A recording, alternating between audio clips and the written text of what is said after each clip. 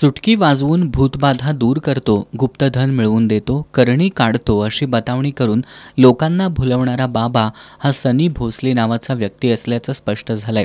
या बाबाचा video viral झाल्यानंतर कारवाईची मागणी होत होती, पण या बाबाविरोधात तक्रार करायला कोणी पुढे येत नसल्यानं पोलीस या बाबापर्यंत पोहोचू शकत नव्हते।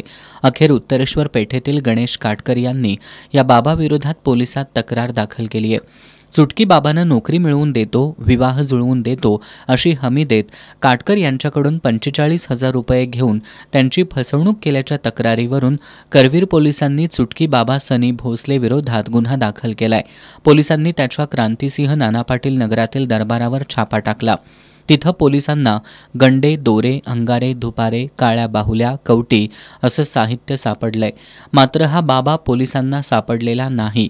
या बाबाचा शोध सुरू असल्याचं करवीरचे पोलीस निरीक्षक किशोर शिंदे यांनी सांगितलं।